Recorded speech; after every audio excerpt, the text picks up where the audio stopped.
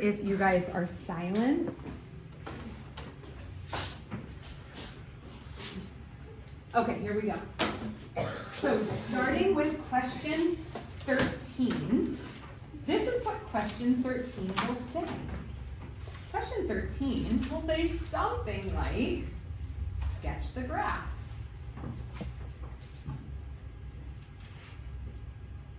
And then it'll give you a function. It'll give you something like this.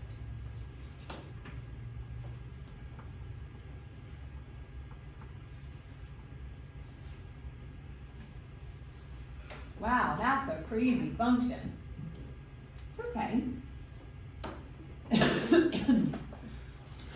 To graph this function, you just need 2 points, because when you graph it digitally, like if I were to graph this by hand, I would actually need to graph 3 points, but your little parabola tool on your Satis program, if you click the parabola tool and then graph you graph the vertex first and then graph another point on the parabola, it will automatically graph that symmetrical point across the axis of symmetry, and boom, you have, did you have one on your homework like that yet? Yeah. Did my email back to you help? Okay. Yeah, because I know it's confusing because you're like, how do you use this thing? But yeah, that's all you have to do. You click on the parabola tool, just like before you click on like the linear function tool. Now you click on the parabola tool, it looks like that, and then you graph your vertex, graph one of your points, and boom, it's done for you. So now, to solve it, we have to graph. Yeah, you know you're gonna miss this, right? Okay.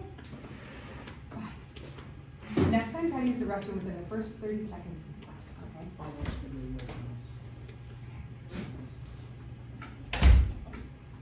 The code word is zippity-doo-dah. Nobody tell him. I'm gonna ask him tomorrow what the code word was.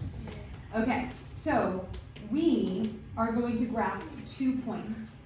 The first point is going to be super simple, straightforward. We're going to find out what the vertex is first.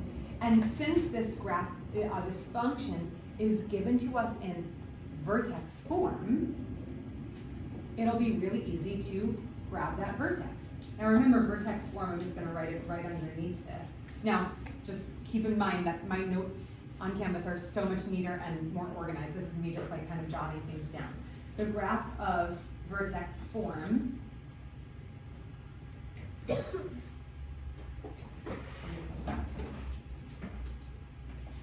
that what vertex is? This is what vertex form looks like.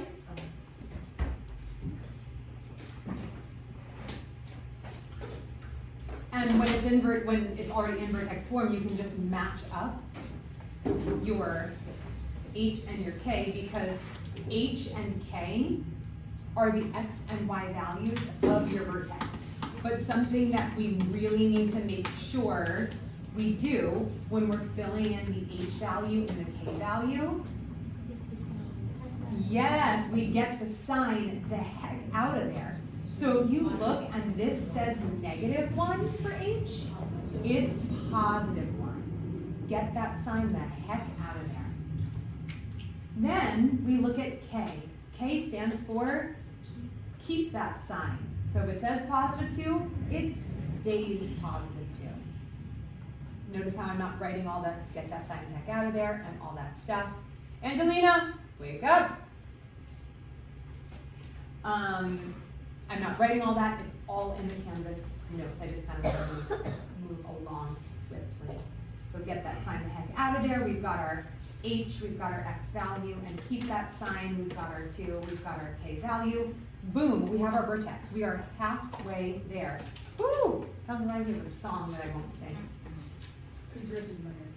Yeah. Okay.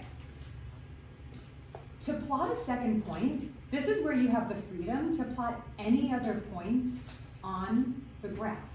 The way we can plot any other point on the graph is you take your machine, this function, and you input any input you want. And you don't have to do a whole table of values because you don't need several points, you just need one more point. So you can literally choose any input you want. Choose something really easy. I think the easiest input to choose would be 0. Because if you choose 0 for your input, you're actually finding out your y-intercept. Also, 0 is just a really easy number to work with. So for the second point, so this would be the first point. The second point, you're going to input any value for x and solve for y, for the output. We've come to a place where I'm constantly interchanging the words x and input and y and output because they are the exact same thing, right? Okay, so we're going to input any value for x. I just said that I would be most comfortable with inputting 0 because not only will it give me my y-intercept, but it's also just a really easy number to work with. So I'm going to input 0 into my function. Then I'm going to let my function do what it does and then tell me what gets spit out. Now, of course, my function does require me to do it. Although, if you put this exactly the way it is into your EOC calculator, you wouldn't have to do any math. Really? That's what an EOC calculator is for. You could literally put this exactly as it's written.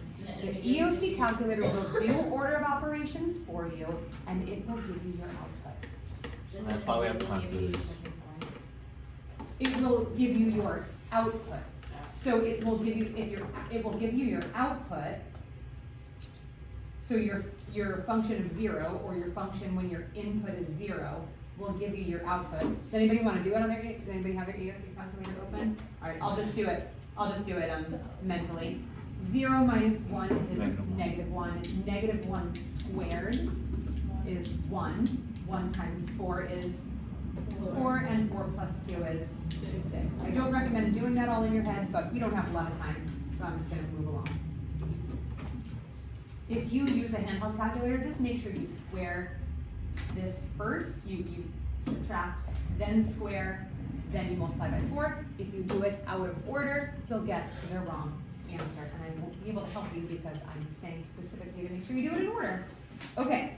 So, if our output is 6 and our input was 0, our second point is 0, 6. 0 for our x, 6 for our output or our y. Boom. And then You've graphed your parabola. Oh, yes. Yeah. Okay, so if you put it in the result for what? Y? Yeah, whatever you put in is your input for your x value. Whatever comes out is your output or your y value. That's the way functions work. They've got inputs and outputs. All right, here is where it's going to get so easy. Numbers 14, 15, 16, 17, 18, and 19 are all the exact same question with different functions. I'm going to tell you exactly what it says. So 14 to 19? 14 through 19 will say, what is the y-intercept of the function? And it's going to give you a function in standard quadratic form. Actually, so long. Yep. Why is this so easy to solve? Because it's 6. Yeah, because the, what? Because it, yep, I put 5 questions on there. 5. Please don't get them wrong. That will be 25 points off of your test if you get these wrong. Get them right so that your minimum score will be a 25, which is better than And some of the grades that have happened. What on makes you quizzes. happy if you're gonna already? Yeah, it'll make me happy. Alright, guys, we gotta get them right. All right. What if you get them wrong? What? It will always be c, because our function in standard form is ax squared plus bx plus c. Your y-intercept is c. And it's the correct sign. You don't have to worry about switching the sign or anything like that. Now, the only thing that you have to make sure of And it will say this in the question. It will most likely say, type an ordered pair. So make sure that you don't just write 6 in the answer box, 0, 6. because it will mark it wrong. Y 0, 6, very good.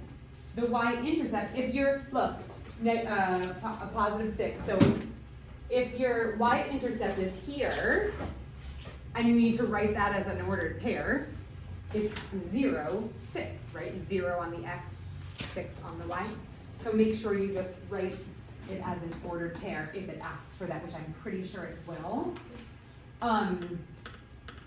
If we I'll give you another example just in case you need it. just like, Yeah? if we do accidentally put 6, can we get that point back or no? I shouldn't let you get that point back because it's in the notes. I'm talking about it, and Yeah. I shouldn't because, you know. Because I won't be able to give you points back on your EOC, so I would probably get a little stricter. Okay, so another example might look more complicated, but remember, we don't have to do any actual math.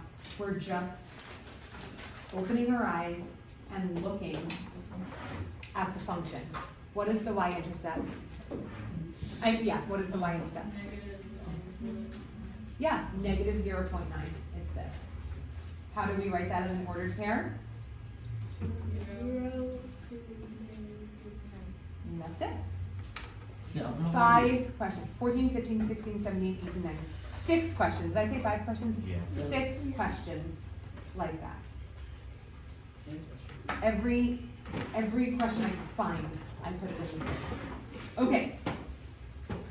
Now number 20, I know it's like, whoa, we're already at the end. Number 20 is the hardest question. It is the most complicated, and it's kind of where we were leaving off yesterday. We got through the whole thing, but I want to do this example again, and we'll take really, really good notes on this one. Okay. But the good news is, like, listen, if you're running out of time, do 1 through 19 and skip 20. You could still get a 95, okay? Do I want you to know how to do this? Yes. Will it be on your EOC? Absolutely yes, it will be. I'm sure they will put this stuff on EOC. So you want to know how to do it, but yeah.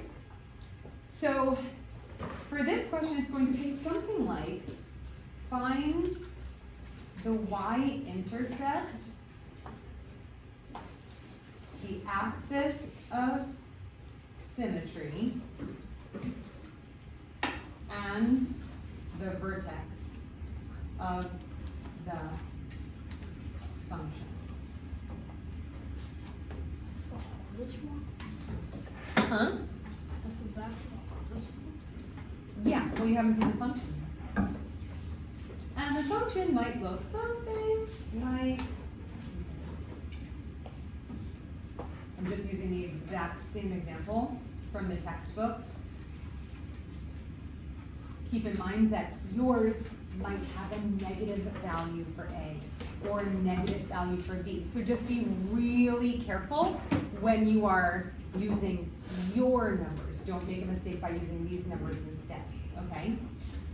So, first we'll focus on the easiest part, which is the y-intercept. We just did the y-intercept. What's the y-intercept? 3. Good. So the y-intercept is probably going to ask for it as an ordered pair, so we'll write 0, positive 3. Done. For the axis of symmetry, anybody? 2 times 0. Yes! He be rapping over here. Axis of symmetry, 2 times A under negative B. Axis of symmetry, 2 times A under negative B. Axis of symmetry, 2 times A under negative B. Okay, good. So, your axis of symmetry is going to be the place where there's an invisible line that cuts through the parabola, cuts the parabola in half, somewhere on the x-axis. That's why we say the axis of symmetry is x equals something because it's gonna cut through the x-axis at some point, whether it's 5 or 10. If it's here, it would be x equals 5. If it was here, it would be x equals 8. Wherever it cuts through the x-axis, it would be x equals that, because it's the equation of that line. So all we have to do is solve by plugging in the values. I start by rewriting this formula or the equation and then just putting empty parentheses for the variables just so I can really protect my signs. Because if this b were a -4, I would have to put a negative -4, and I want to just protect my signs by using the parentheses. In this case, it's a +4, so I'm just going to put my +4 right there, and then a is also positive, which is easy, and then I just put my +2 there. Anybody confused or need me to slow down or repeat anything, or are you guys okay? Okay, so now I just simplify. I've got a -4 over 4, which is -1. So I have x equals -1. That is my axis of symmetry. X equals -1. Which means here at -1 on the x-axis, there is a line, an invisible line going through my parabola, cutting it in half, and it's going through my, Seven, the axis of symmetry. who said that? Vertex. Oh, that was me. Oh, good job. The axis of symmetry, if it cuts the parabola in half, the point that it goes through is the vertex, because the vertex is the turning point, right? On that note, the next thing it asks for is the vertex. No, it already asked for the axis of symmetry. The next it asks for the vertex. If the axis of symmetry cuts through the x-axis at the vertex, what is the x value of my vertex? -1. And we talked about this earlier. The x value of your vertex is the same value as the axis of symmetry and vice versa. Your axis of symmetry is the x value of your vertex. But we still need the y value. It's the last thing we need to do. How do you get a y value if you know the x value? Plug X in. You plug it in. So we're going to take our function.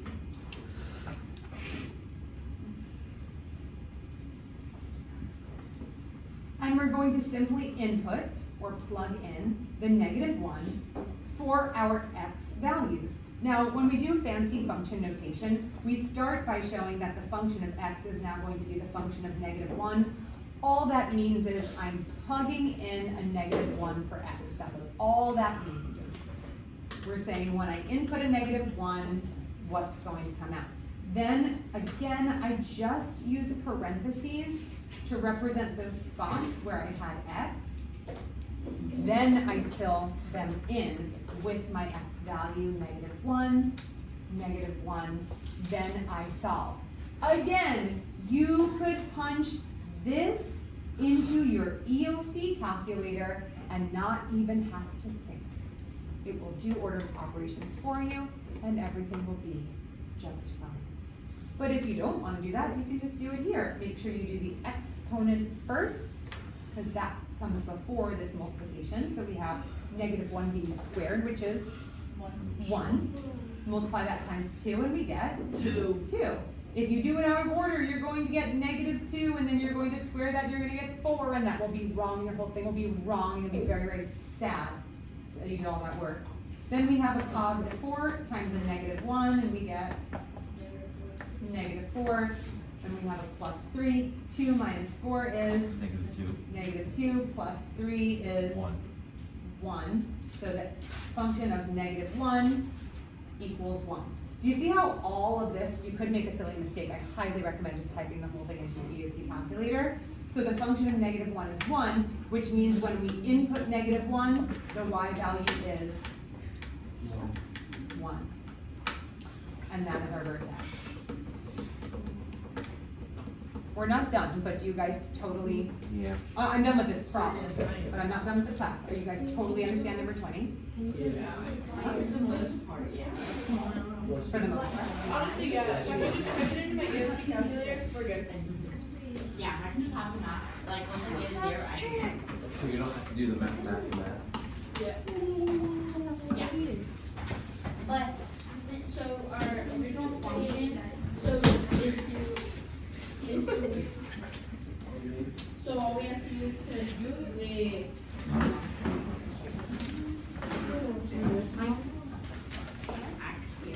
So I just put this one and put it in the last Are you talking about the axis of symmetry part, like the 2 times A and 8? So if you get the axis of symmetry, I just rewrite this, but I use parentheses, and then I fill in whatever the B value is. No one's. Okay, And then the A value is 2. Okay, yeah. If your numbers are like negative, you need to put the sign in there as well. In this case, it's positive. I just don't know what number it's going to give you because it generates it. And is it always a I always just put protect, because if it's positive, it doesn't matter. If it's negative, you definitely want the parentheses so you can see a negative towards a negative. And also for that, you could just type it into the EOC calculator just like that too. You don't have to worry about. Miss, like, I'm actually gonna open it on this. Good. So let me do something real quick, okay? We're not gonna take notes. I'm just gonna go through questions 1 through 13 on my notes that I've already done. I'm kind of gonna do like a speed review so that you know, whoa, I understood 1 through 4, but number 5, I need to watch the video later. You guys might want to make notes yourself, like watch number 5 later, okay? All right, so starting with numbers 1 through 4. Again, don't take notes on this. I'm doing this, I'm going speedily through it. The very detailed review is on YouTube and in your Canvas notes. So numbers 1 through 4 is going to say something like, how does the value of A in the following function, and here are 4 examples of the function you might see, how does the value of A affect its graph compared to the parent function? And guys, I pulled all of these questions from your homeworks, so it's not going to be anything new. If you've tried hard on your homeworks, you'll get these right, okay? So we don't need any like papers tearing or anything like that, just no noise, okay? All right, so let's take a look and see how it compares to the parent function. Don't forget, a parent function is always this. A parent function is always the function of x equals x squared. That never changes. Will we get that on like our EOC sheet? The parent function, Yeah. it doesn't give you the parent function, Okay. but it's in your notes, so you can use it tomorrow.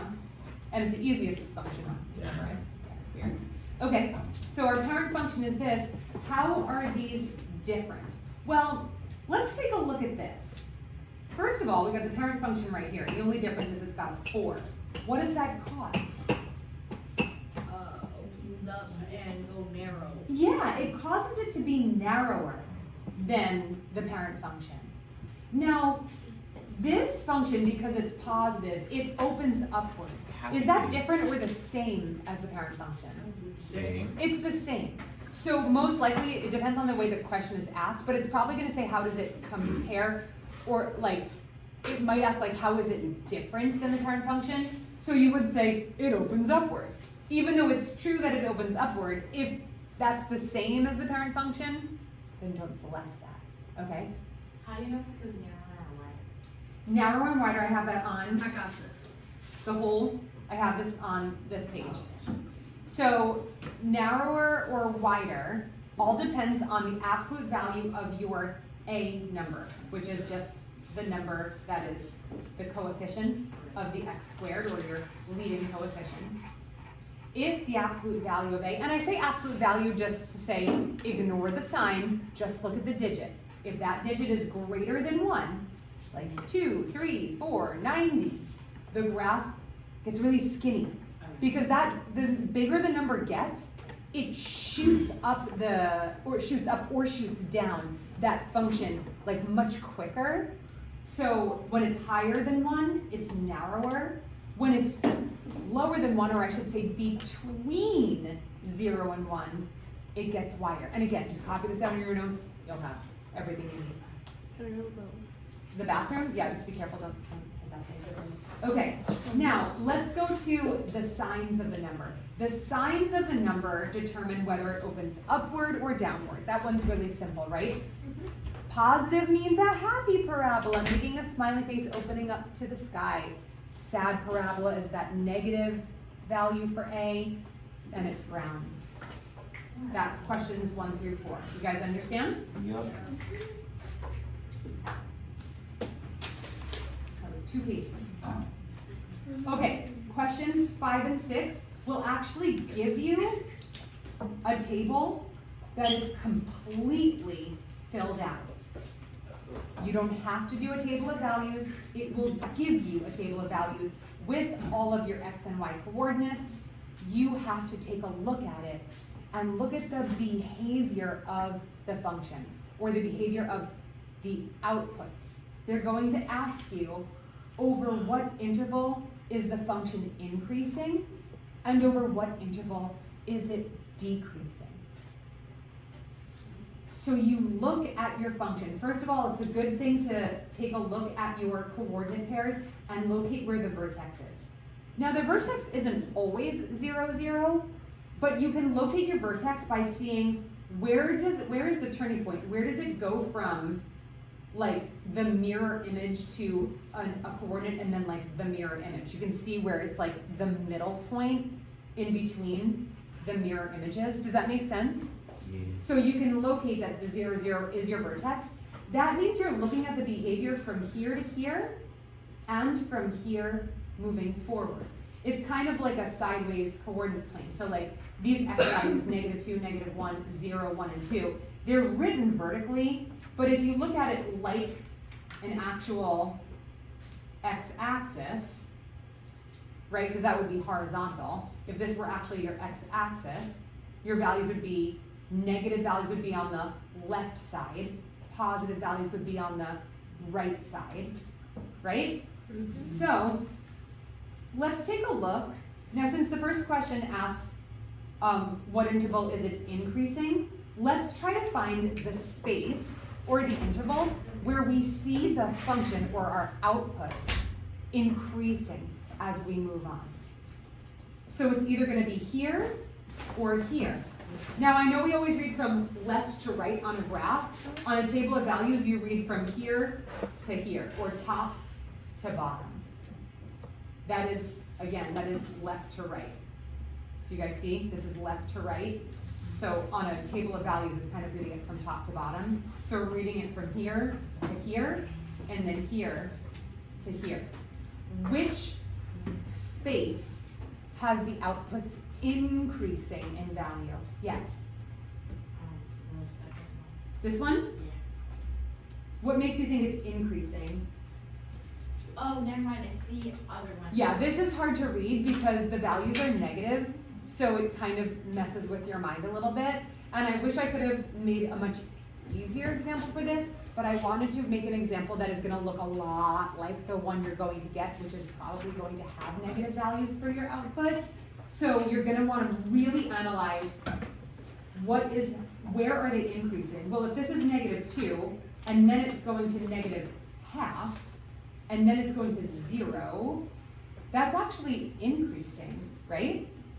So here is where it's increasing. What would we call those input values? What would we call those x values?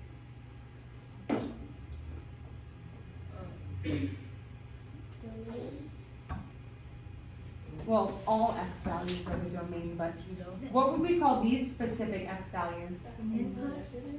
Negative. Very good. How do we write negative values as an inequality, saying x is With a line. Less than or Less than 0. less than 0? Very good. So we say that it's increasing when x is less than 0. It's basically saying that on this side, on the negative side of the x number line, that's when it's increasing. I'm sorry, yeah, increasing, so it's going up on that one. Then it hits the vertex, the turning point, and it starts what? Going down. Decreasing, okay? It's decreasing over this interval, or over what kind of numbers? A Positive values for x. How would we write that as an inequality? positive. X is greater than. X is greater than 0. So it's going to make you write it as an inequality. You have to describe the space or those intervals as an inequality. Does that make sense? Is that all they have to do for that one? That's all. Questions 7 and 8 will ask you for the vertex and the axis of symmetry, and it will give you, oh, I should actually really talk about this because I accidentally solved for the vertex and didn't do the axis of symmetry on the notes, so you're gonna wanna really pay attention to this. Questions 7 and 8 will ask for the vertex and the axis of symmetry. Now, notice how this function is pretty simple. All it does is it adds 7 to the parent function, right? What kind of shift does that cause? It shifts to the left side. Yeah. So, right? Well, no, it should. It goes up. It shifts vertically. Remember, this is like where k is being added to it. It's the vertical shift. If it's a vertical shift, k says keep the sign, so it goes up 7. So if it's asking for the vertex, you need to write it as an ordered pair. So the parent function would be 0, 0, but since it's shifting up 7, that vertex would be 0, 7. Now here's the other type that you're going to get with questions 7 and 8. Now it's going to take a number away, or add a number, to just the input. Think about it. If it's affecting just the input, your x value, it's just affecting the x value, what kind of shift is that going to be? Horizontal. Because if it's affecting your x values, it's going to be a horizontal shift. I see people drifting and not paying attention. Pay attention, please. So this, which is the same thing as the x minus h, it's just missing the k. This is where you have an h for get that sign the heck out of here. This is where we say, well, if it says minus 40, then it's going to the right 40, right? If it's going to the right 40, that means it's changing from 0, 0 To 0. to 0. Oh! Shoot. No, wouldn't it be 40, 0? Yes. Oh my gosh, I have to make an adjustment on the notes on Canvas. I will have to take it down and upload it all over again. 40, 0. Okay. Actually, while I'm here, I'll just, oh, it also asks for the axis of symmetry. So, on this one, the axis of symmetry, since it's just a vertical shift, what is the axis of symmetry? 0. Yeah, say it again. 0. 0, x equals 0. If the parent function is here and the axis of symmetry cuts right through it on the y-axis, it's x equals 0. If it shifts upward and doesn't move to the left or right, it's also going to be x equals 0. So I'm going to write that here. Axis of symmetry is x equals 0, just like the parent function, because it only shifts vertically. Does that make sense? Yeah. Okay, but for this example, it shifts on the x-axis, it goes from 0, 0 to boom, 40, 0. So it shifts vertically? It shifts it shifts horizontally. Oh. So what would our axis of symmetry be? 0, 40? Remember, axis of symmetry is an equation of a line. X equals. Zero. X Nope. equals. Wait, I got. Oh, you got it. Wait, what? I don't think that's the math. Yes, x equals 40. So the axis of symmetry is x equals 40 because it shifts 40. all the way To the right. to 40, 0. The axis of symmetry is always going to be your x value of your vertex. That's the other way you can decide what your axis of symmetry is. It's always the same as the x value of your vertex, which I do have in the notes. All right. What? What are they? Oh, did I not collect them? No. Okay, Grayson, can you collect everybody's 7 from you? Can you end the video, please?